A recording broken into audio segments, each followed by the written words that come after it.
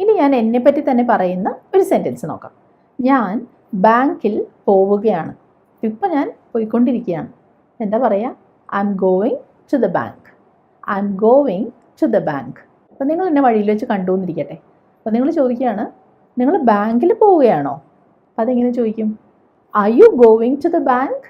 കണ്ടോ, ഇവിടെ sentence I am going to the bank എന്നായിരുന്നു. പക്ഷെ നിങ്ങൾ എന്നോട് ചോദിക്കുകയല്ലേ, അപ്പോൾ നിങ്ങൾ എന്ന് പറഞ്ഞല്ലേ ചോദിക്കുക. അപ്പോൾ ചോദ്യം എങ്ങനെ വരും? Are you going to the bank? അപ്പോൾ അതിന് ഞാൻ എങ്ങനെയായിരിക്കും ഉത്തരം പറയുന്നത്? അതെ, ഞാൻ ബാങ്കിൽ പോവുകയാണ് എന്നുള്ളതിന് നമുക്ക് ഷോർട്ടായിട്ട് പറയാം യെസ് ഐ ആം. ഇനി അല്ല, ഞാൻ ബാങ്കിൽ പോവുകയല്ല എന്നാണ് ഞാൻ പറയുന്നതെങ്കിലോ? No I am not. No I am not. അപ്പോൾ ഐ ആം എന്നുള്ളതാണ് ഷോർട്ടാക്കി ഞാൻ ഐ ആം എന്ന് പറഞ്ഞത് കേട്ടോ. ഇനി നിങ്ങൾ എന്നോട് ചോദിക്കുകയാണ്, നിങ്ങൾ എവിടെ പോവുകയാണ്? അപ്പോൾ എവിടെ എന്നുള്ളതിന് വേർ എന്നാണ് കേട്ടോ ചോദിക്കുക. അപ്പോൾ ചോദ്യം എങ്ങനെയാവും? Where are you going? Where are you going? ഇനി എന്നെപ്പറ്റി തന്നെ പറയുന്ന വേറൊരു സെൻറ്റൻസ്. ഞാൻ കാറിൽ വരികയാണ്. അപ്പം എങ്ങനെയാണ് വരുന്നത്? കാറിനാണ് അല്ലേ. അപ്പം എങ്ങനെയാണ് പറയുക? I am coming by car. I am coming by car.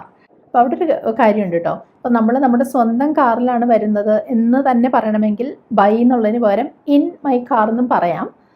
പക്ഷെ സാധാരണ ഒരു ജനറൽ സെൻസിൽ നമ്മൾ ബൈ കാർ എന്ന് പറഞ്ഞാൽ മതി.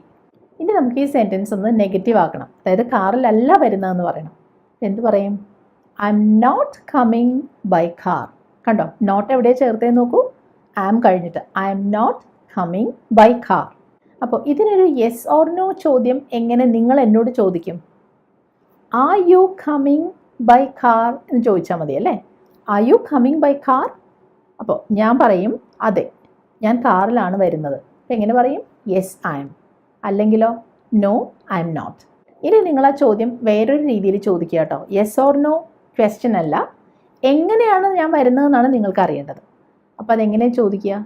എങ്ങനെയാണ് എന്നതാണ് ചോദിക്കുന്നത്. അപ്പോൾ അതിന് ഇംഗ്ലീഷിൽ നമ്മൾ പറയുന്ന വാക്ക് ഹൗ എന്നാണ്. അപ്പോൾ ചോദ്യം എങ്ങനെയായിരിക്കും?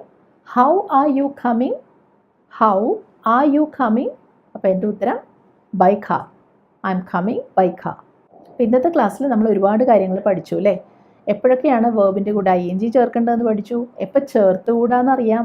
അതുപോലെ തന്നെ വേർബിൻ്റെ കൂടെ ഐ എൻ ജി ചേർന്ന് വരുമ്പോൾ അങ്ങനെയുള്ള സെൻറ്റൻസസ് എങ്ങനെ നെഗറ്റീവ് ആക്കണം എന്നറിയാം. പിന്നെ അതിന് പറ്റിയ ചോദ്യങ്ങൾ ചോദിക്കാനും നിങ്ങൾ പഠിച്ചു.